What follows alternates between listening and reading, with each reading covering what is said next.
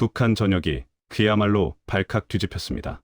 평양의 심장부, 최고 위층 간부들만 모여 산다는 그곳에서 절대 일어나서는 안 될 일이 터진 것입니다. 김정은의 일거수일투족을 보좌하며 비밀 금고의 열쇠까지 쥐고 있던 최측근 간부가 어느 날 밤 연기처럼 사라져버렸습니다. 보위부는 즉시 특별 수배령을 내리고 평양 시내의 모든 검문소를 봉쇄했지만 그는 이미 목숨을 건 최후의 결정을 내린 뒤였습니다. 과연 그가 품 안 깊숙이 숨겨 나온 금단의 가방 안에는 무엇이 들어 있었을까요? 평양 1%의 부귀 영화를 모두 누리던 그가 왜 하루아침에 자신의 모든 것을 버리고 사선을 넘어야만 했을까요? 지금부터 그 긴박했던 007 탈출 작전의 전말을 들려드리겠습니다. 이 영상이 도움이 되셨다면 구독과 좋아요 부탁드립니다. 여러분의 따뜻한 관심이 더 많은 탈북민들의 진실된 목소리를 전하는데 큰 힘이 됩니다. 그 모든 것은 이렇게 시작되었습니다. 제가 살던 평양시 중구역은 대동강이 한눈에 내려다보이는 참으로 경치가 좋은 곳이었지요. 우리 어르신들도 아시다시피 평양이라고 하면 북한에서도 선택받은 사람들만 사는 곳 아닙니까? 저 역시 국가보위성 산하 외화벌이 책임 간부로서 남부러울 것 없는 생활을 했습니다. 아침마다 대동강 변의 물안개를 보며 산책을 하고 명절이면 이웃들과 대동강 숭어국을 끓여 먹으며 도란도란 이야기를 나누던 그 시절은 겉보기엔 참으로 평화로웠습니다. 당시 저는 체제를 한 번도 의심해 본 적이 없습니다. 나라에서 주는 배급은 늘 풍족했고 제 외동딸은 평양의 좋은 학교에서 부족함 없이 교육을 받았으니까요. 우리로 치면 마치 동네 이장님이 마을의 모든 것을 결정하는 것처럼 당의 지시라면 그저 믿고 따르는 것이 당연한 도리인 줄로만 알았습니다.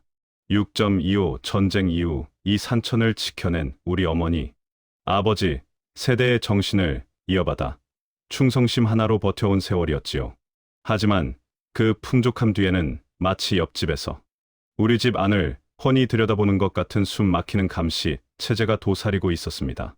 제가 외화벌이를 위해 장마당의 물가를 살피고 우리식 쌀값이나 옥수수값이 얼마나 하는지 보고를 올릴 때마다 등 뒤에는 늘 서늘한 눈길이 따라붙었습니다. 평양의 화려한 불빛 아래에서도 사람들은 서로를 믿지 못하고 말 한마디 조심해야 했지요. 겉으로는 웃고 있어도 속으로는 혹시 내 말이 고발되지는 않을까 늘 전전긍긍하며 살아야 했던 것입니다.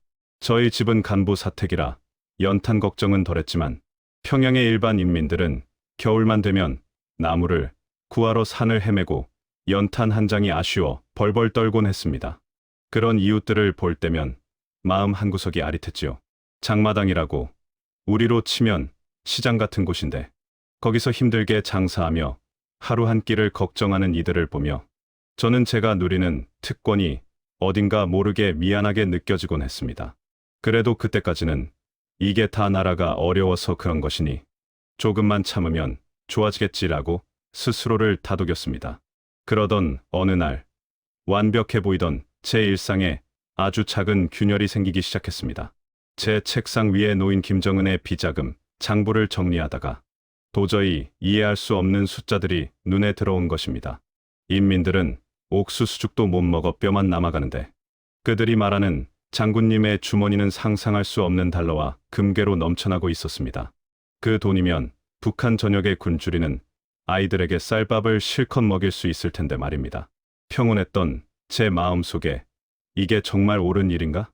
우리가 믿어온 수령님은 정말 인민을 위하는 분인가? 하는 무거운 의문이 피어오른 순간이었습니다. 마치 한평생 믿어온 기둥이 뿌리째 흔들리는 기분이었지요. 하지만 그때는 몰랐습니다. 이 작은 의문이 제 인생을 송두리째 바꿔놓을 거대한 폭풍의 시작이 될 줄은 말입니다. 평화롭던 제 일상이 완전히 무너져 내린 것은 그해 초겨울 평양 외곽에서 벌어진 한 사건 때문이었습니다. 우리 어르신들은 잘 아시겠지만 옛날 우리나라도 참 먹고 살기 힘들던 시절이 있었지 않습니까? 하지만 그때는 비록 배는 고파도 정 하나로 서로를 보듬으며 살던 따뜻한 인심이 있었지요. 그런데 북한은 달랐습니다. 제가 형제처럼 믿고 따르던 중앙당의 박동무가 하루아침에 반혁명 분자라는 무시무시한 낙인이 찍혀 공개 처형장으로 끌려가는 것을 제 두 눈으로 목격하고 말았습니다. 그날의 공포는 지금도 제 온몸을 떨리게 합니다. 수천 명의 인민이 지켜보는 가운데 평생을 당에 충성했던 그가 형장의 이슬로 사라지는 모습을 보며 저는 심장이 멎는 것 같았습니다. 우리 부모님 세대도 이런 비극은 보지 못했을 거예요. 6.25 전쟁의 그 참혹한 불길 속에서도 한솥밥 먹던 동포를 이토록 잔인하게 죽이지는 않았을 거라는 생각이 머릿속을 떠나지 않았습니다. 6.25 때도 이렇지는 않았다던데라는 어르신들의 탄식이 제 가슴을 송곳처럼 후벼 파는 것 같았지요. 이 사건은 저에게 엄청난 충격과 깨달음을 주었습니다. 그때 처음으로 뭔가 잘못되었다고 뼈저리게 느꼈습니다. 제가 관리하던 비자금 장부 속의 그 화려한 숫자들은 사실 박동무 같은 충신들의 피와 인민들의 눈물로 만들어진 것이었습니다. 제가 믿어왔던 체제는 인민을 위한 낙원이 아니라 오직 한 사람의 권력을 위해 공포로 유지되는 거대한 감옥일 뿐이었습니다. 무엇보다 저를 괴롭힌 것은 제 가족에 대한 걱정이었습니다. 평양 사택에서 평생 저만 믿고 살아온 늙으신 부모님 부양 문제며 이제 막 꽃을 피우려 하는 제 어린 딸아이의 미래가 보이지 않았습니다. 내가 내일 박동무처럼 아무 이유 없이 사라진다면 우리 노모와 내 자식은 어떻게 될까 하는 생각에 밤마다 식은땀을 흘리며 깨어났습니다. 체제에 대한 믿음과 제가 마주한 잔혹한 현실 사이에서 저는 극심한 내부 갈등을 겪었습니다. 여러분도 아시다시피 자식을 둔 부모 마음이 다 똑같지 않습니까? 내 자식에게만큼은 이런 공포와 굶주림, 그리고 언제 죽을지 모르는 불안함을 물려주고 싶지 않았습니다. 마치 옆집에서 우리 집 안을 훤히 들여다보는 것 같은 감시. 체제 속에서 저는 더 이상 숨을 쉴 수가 없었습니다. 그날 이후 저는 제 책상 위에 놓인 김정은의 비자금 장부를 예전과 같은 눈으로 볼 수 없었습니다. 그 화려한 숫자들은 이제 제게 죽음의 냄새를 풍기는 족쇄처럼 느껴졌습니다. 충격은 혼란으로, 그리고 그 혼란은 점차 이대로는 도저히 살 수 없다는 뼈아픈 각성으로 바뀌어 갔습니다. 그것이 제 인생에서 가장 위험하고도 간절한 선택을 하게 된 첫 번째 불씨였습니다. 박동무의 허망한 죽음 이후 제 삶은 그야말로 살얼음판을 걷는 것 같았습니다. 우리 어르신들, 예전 IMF 시절에 자고 일어나면 멀쩡하던 회사가 망하고 이웃들이 거리로 나앉던 그 막막하고 참담했던 심정 기억하시오? 평양 고위층인 저에게 닥친 위기는 그보다 더하면 더했지 결코 덜하지 않았습니다. 상부에서는 갈수록 터무니없는 액수의 외화상납을 독촉하며 제 목을 죄어오기 시작했거든요. 장마당 물가는 자고 나면 치솟아 쌀 한 대 사기도 무서운데 인민들은 하루 한 끼 옥수수죽조차 넘기기 힘든 처지에서 저더러 어디서 그 큰 돈을 만들어 오라는 것인지 정말 앞이 캄캄했습니다. 이대로 가다간 나도 박동무 꼴이 나겠구나 싶은 공포가 밤낮으로 저를 괴롭혔습니다. 보위부의 감시는 날로 교묘해져서 제가 업무차 장마당에 나가 물가를 살펴나 외화벌이 사업가들을 만날 때면 어김없이 낯선 사내들이 제 뒤를 밟았습니다. 심지어 평양의 안식처여야 할 집 안에서 아내와 나누는 대화조차 누군가 도청하고 있다는 생각에 저희 부부는 집안에서도 종이에 글을 써서 소통하거나 텔레비전 소리를 크게 틀어놓고 귀에 대고 속삭여야만 했습니다. 그해 겨울은 또 유난히도 추웠습니다. 평양이라고 해도 전력 사정이 형편없어 간부 사택조차 난방이 제대로 되지 않았지요. 손발이 얼어 터지는 추위 속에서 딸아이가 감기에 걸려 고열에 시달리는데 명색이 간부라는 제 처지에 당해서 운영하는 병원에는 해열제 한 알이 없었습니다. 약 한 알 구하기도 하늘의 별 따기라는 장마당 사람들의 말이 남의 일인 줄만 알았는데 권력의 중심에 있다는 저조차 제 자식 아픈 것 하나 해결해주지 못하는 무능한 아버지가 되어버린 것입니다. 결정적인 위기는 생각지도 못한 곳에서 터졌습니다. 제가 관리하던 외화벌이 자금 중 일부가 장부와 맞지 않는다는 보위부의 조사가 시작된 것입니다. 누군가 저를 몰아내고 그 자리를 차지하기 위해 함정을 판 것이 분명했습니다. 취조실로 끌려가기 직전 저는 예전 박 동무가 했던 말이 떠올랐습니다. 이 동네는 이웃이 사촌보다 무섭다는 그 처절한 말이요. 그래도 한때는 명절이면 음식을 나누며 정을 나누던 동료들이 저를 향해 칼끝을 겨누는 현실에 치가 떨렸습니다. 이대로 앉아서 죽을 수는 없었습니다. 이대로는 살 수 없다. 죽어도 자유로운 곳에서 죽어야겠다는 처절한 결심이 제 가슴 깊은 곳에서 뜨겁게 꿈틀거렸습니다.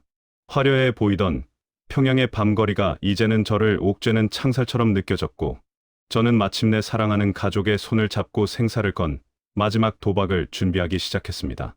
보위부의 조사가 숨통을 조여오던 그날 밤, 저는 비로소 결단했습니다. 더 이상 물러설 곳 없는 절벽 끝에 선 기분이었지요. 자식들만이라도 이런 생지옥에서 살게 할 수는 없다는 마음뿐이었습니다. 우리 어르신들도 자식을 위해서라면 불길속이라도 뛰어드는 게 부모 마음 아니겠습니까? 저는 평생 모아둔 비자금 중 일부와 김정은의 치부가 담긴 핵심 기밀 USB를 품 안 깊숙이 챙겼습니다. 이것이 제 가족의 생명줄이자 자유를 향한 유일한 티켓이 될 것임을 직감했지요. 탈출을 준비하는 과정은 그야말로 피를 말리는 시간이었습니다.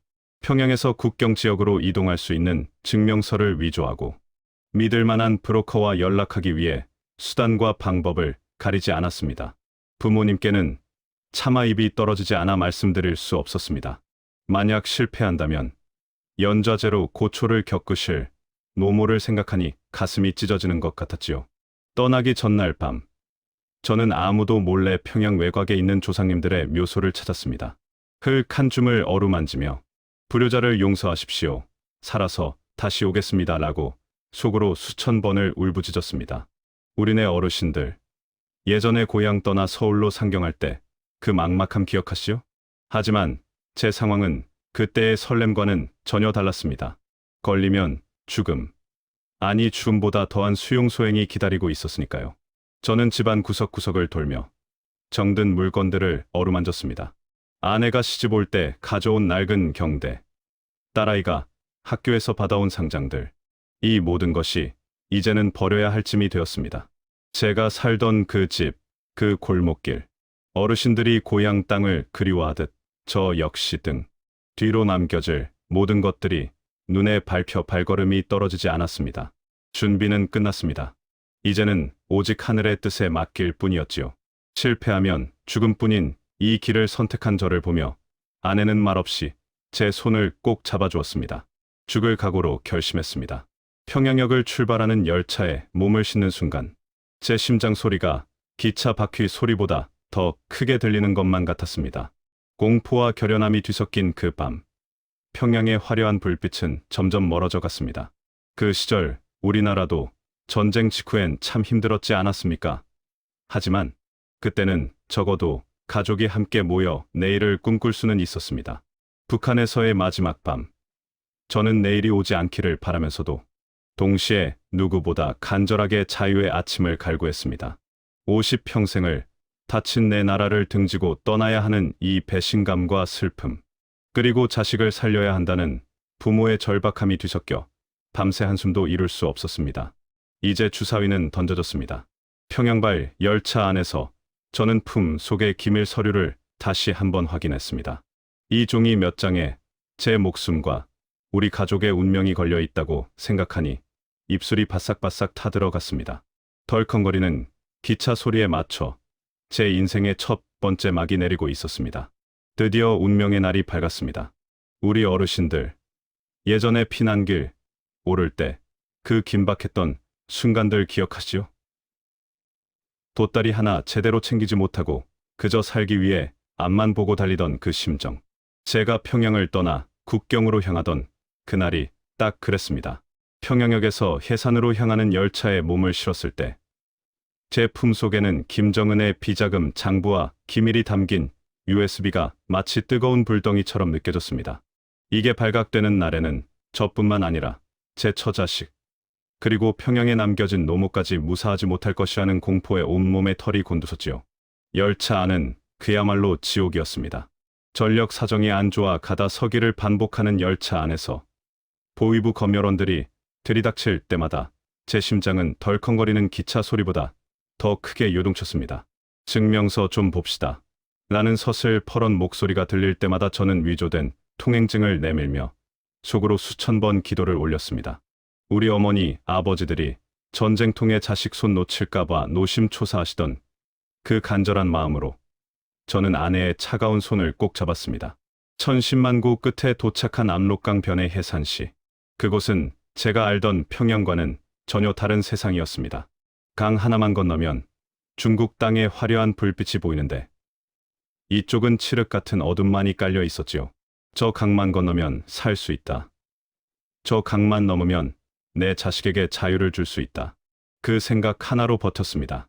미리 매수해둔 국경 경비대원에게 평생 모은 달러 뭉치를 건네줄 때 제 손은 사시나무 떨듯 떨렸습니다. 그 대원이 마음이라도 바꾸면 그 자리가 바로 저희 가족의 무덤이 되는 것이니까요. 어둠이 가장 짙게 깔린 새벽 2시. 드디어 강물에 몸을 담갔습니다. 얼음장같이 차가운 압록강 물이 가슴팍까지 차오르는데 추위보다 무서운 건 등 뒤에서 언제 터질지 모르는 총성이었습니다. 아빠, 무서워. 라고 속삭이는 딸아이의 입을 틀어막고 저는 죽을 힘을 다해 물살을 갈았습니다. 6.25 전쟁 때 한강 다리를 건너던 우리 선조들의 심정도 이토록 처절했을까요? 강 중간쯤 이르렀을 때였습니다. 갑자기 북한 쪽 초소에서 서치라이트 불빛이 강면을 훑기 시작했습니다. 아, 이제 끝이구나 싶은 절망이 엄습하던 그 순간 기적처럼 구름이 달빛을 가려주었습니다. 젖은 옷이 몸에 달라붙어 천근만근이었지만 오직 살아야겠다는 일념 하나로 자갈밭을 기어 마침내 중국 땅을 밟았습니다. 뒤를 돌아보니 저 멀리 평양으로 이어지는 어둠 속에서 보위부의 서치라이트만이 미친 듯이 허공을 휘젓고 있었습니다. 이제 돌아갈 수 없는 길을 건넌 것입니다. 내 고향, 내 부모님을 뒤로하고 저는 그렇게 사선을 넘었습니다. 중국 땅을 밟았다고 해서 끝이 아니었습니다. 오히려 그때부터 진짜 피를 말리는 숨바꼭질이 시작되었지요. 우리 어르신들, 예전 간첩 잡는다고 온 동네가 떠들썩하던 시절 기억하시죠? 제가 처한 상황이 딱 그랬습니다. 평양 최고위 간부가 사라졌으니 북한 보위부가 가만히 있었겠습니까? 중국 전역에 체포조가 깔렸다는 소문이 파다했습니다. 제 머리 위에는 이미 수억 원의 현상금이 걸려 있었고 보위부 요원들이 중국 공안과 손잡고 저를 잡으러 훑고 다닌다는 소식이 들려왔습니다. 한 걸음 옮기는 게 가시밭길이었습니다. 우리네 부모님들이 일제강점기 때 순사들 눈을 피해 숨어 다니던 것처럼 저희 가족도 낮에는 인적 없는 옥수수밭이나 산속에 숨어 지내고 밤에만 이동했습니다. 낯선 사람의 발소리만 들려도 심장이 입 밖으로 튀어나올 것 같았지요. 딸아이는 배가 고파올 힘도 없으면서도 아빠가 무서워할까봐 소리 없이 눈물만 뚝뚝 흘리는데 그 모습을 보는 제 속은 새카맣게 타들어갔습니다. 무엇보다 무서운 건 중국 땅 어디 믿을 사람이 없다는 사실이었습니다. 말 한마디 잘못했다가 바로 밀고 당할 수 있는 상황이었으니까요. 어느 날은 한 농가에 숨어들었는데 주인 아주머니가 저희 옷차림을 보고 눈치를 챈 것 같더군요. 공안에 신고할까봐 제가 품고 있던 달러를 내밀며 제발 우리 딸아이만이라도 살려달라고 무릎 꿇고 빌었습니다. 다행히 그 아주머니가 우리네 어머니들처럼 마음이 고우셔서 옥수수 몇 알과 길을 안내해 주었기에 망정이지. 아니었으면 저는 지금 이 자리에 없었을 겁니다. 보위부 체포조의 추격은 상상 이상으로 집요했습니다. 저희가 머물다 떠난 민가를 불과 몇 시간 차이로 들이닥쳤다는 이야기를 들었을 땐 등골이 오싹했지요. 007 영화보다 더 영화 같은 일이었습니다. 제가 가진 기밀 USB가 김정은의 목줄을 쥐고 있으니 그들도 필사적이었을 겁니다. 저는 품 안의 기밀 서류를 만지며 다짐했습니다. 잡히면 자결하겠다. 하지만 내 가족만큼은 무슨 일이 있어도 살리겠다. 그렇게 한 달을 도망 다녔습니다. 씻지도 못하고 먹지도 못해 몰골은 거지가 다 되었지만 제 눈빛만큼은 어느 때보다 형형했습니다. 우리 어르신들이 전쟁통의 자식들 데리고 부산까지 내려가던 그 정신력으로 버텼습니다. 길고 긴 중국 대륙의 추격전을 뒤로하고 저는 마지막 희망인 제3국 국경을 향해 다시 한번 신발끈을 조여맸습니다. 자유로 가는 길은 이토록 멀고도 험난했습니다. 중국에서의 그 지독했던 추격전을 뒤로하고 저희 가족은 동남아시아의 어느 낯선 나라 국경에 닿았습니다. 우리 어르신들, 옛날에 먹고 살기 힘들어서 서독으로 광부 가시고 간호사 가시던 둔들이 비행기 탈 때 그 떨리던 마음 아시지요? 나라를 떠나 타향으로 향하는 그 막막함. 하지만 저에게는 그보다 훨씬 더 절박한 생존의 문제였습니다. 찌는 듯한 밀림 속을 며칠 밤낮으로 헤매는데 독충에 물리고 발바닥은 다 터져서 진물이 났지만 쉴 수가 없었습니다. 뒤에는 여전히 북한 보위부의 그림자가 어른거렸으니까요. 마침내 그 나라에 있는 대한민국 영사관 정문 앞에 섰을 때를 잊을 수가 없습니다. 저기 보이는 저 깃발이 태극기구나. 높게 걸린 태극기를 보는 순간 50평생 북한에서 괴뢰기라고 배우며 적대시했던 그 깃발이 세상에서 가장 따뜻한 부모님의 품처럼 느껴졌습니다. 영사관 안으로 발을 들이며 우리는 평양에서 온 사람들입니다. 살려주십시오. 라고 외치고는 그대로 바닥에 주저앉아 엉엉 울었습니다. 우리 아내도 겁에 질려 있던 제 딸아이도 서로를 붙잡고 한참을 통곡했지요. 영사관 안에서 처음으로 한국분이 건네준 따뜻한 믹스커피 한 잔. 우리 어르신들이 제일 좋아하시는 그 달콤한 커피 맛이 제 입안에 퍼질 때 비로소 이제는 죽지 않아도 되는구나 하는 실감이 났습니다. 그 한 잔의 커피가 평양에서 누리던 그 어떤 산의 진미보다 달콤했습니다. 거기서 몇 달을 대기하며 한국으로 갈 준비를 하는데 보위부가 저를 찾아내려고 영사관 근처를 기웃거린다는 소식에 밤잠을 설쳤지만 대한민국 정부가 저를 끝까지 지켜주는 것을 보며 이게 진짜 국가구나라는 것을 뼈저리게 느꼈습니다. 그리고 마침내 비행기를 타고 인천공항에 내리던 날 창밖으로 펼쳐진 대한민국의 밤 풍경은 평양의 어둠과는 비교도 할 수 없을 만큼 찬란했습니다. 휘황찬란한 불빛들을 보며 우리 어르신들이 땀 흘려 일궈내신 한강의 기적이 바로 이런 것이었구나 싶어 가슴이 벅차올랐습니다. 입국 심사대를 통과하며 대한민국에 오신 것을 환영합니다라는 인사를 들었을 때 저는 속으로 대답했습니다. 감사합니다. 정말 열심히 살겠습니다. 그렇게 저는 평양의 최고위 간부라는 껍데기를 벗어던지고 대한민국 국민 김철수로서의 첫 발을 내디뎠습니다. 6.25 전쟁 때 월남하셨던 우리 어르신들이 부산국제시장에서 맨주먹으로 일어서셨던 그 마음가짐으로 저 역시 이 자유의 땅에서 다시 시작하리라 굳게 다짐하고 또 다짐했습니다. 대한민국에 정착한 지도 어느덧 시간이 꽤 흘렀습니다. 우리 어르신들, 처음 서울 상경에서 낯선 동네에 짐 풀었을 때 그 설레면서도 두려웠던 마음 기억하시오? 저 역시 하나원을 퇴소하고 처음 제 이름으로 된 아파트 열쇠를 받았을 때 그 차가운 금속 덩어리를 손에 쥐고 한참을 울었습니다. 내 자식에게 자유를 주겠다는 그 약속 하나 지키기 위해 사선을 넘었는데 이제 정말 내 집에서 내 가족과 함께 발 뻗고 잘 수 있다는 사실이 믿기지 않았거든요. 처음에는 모든 것이 신기하고 낯설었습니다. 마트에 가니 물건이 산처럼 쌓여 있는데 평양에서는 간부들만 겨우 구경하던 수입 과일들이 여기선 흔하디흔한 걸 보고 세상에 이런 천국이 다 있나 싶어 눈시울이 붉어지더군요. 스문의 시간 불이 꺼지지 않는 편의점과 거리의 환한 가로등을 볼 때마다 어둠 속에 잠겨있을 고향 평양의 밤이 떠올라 가슴 한구석이 아릿했습니다. 우리나라 어르신들이 피땀 흘려 일궈내신 이 풍요로움을 저는 이제야 누리게 된 것입니다. 지금 제 딸아이는 학교에 다니며 자신이 하고 싶은 공부를 마음껏 하고 있습니다. 북한에 있었다면 당의 지시대로만 살았을 아이가 이제는 자신의 꿈을 이야기하며 웃는 모습을 볼 때마다 정말 오길 잘했다는 확신이 듭니다. 아내와 저는 작은 식당을 열어 우리식 평양 음식을 대접하며 살고 있습니다. 손님들이 맛있다며 건네주시는 따뜻한 한마디에 낯선 땅에서의 외로움도 눈 녹듯 사라지곤 합니다. 하지만 남몰래 대동강 변을 그리워하는 마음은 어쩔 수가 없습니다. 명절이 되면 평양에 두고 온 늙으신 부모님 생각에 가슴이 메어옵니다. 불효자는 오늘도 고향 하늘만 바라봅니다.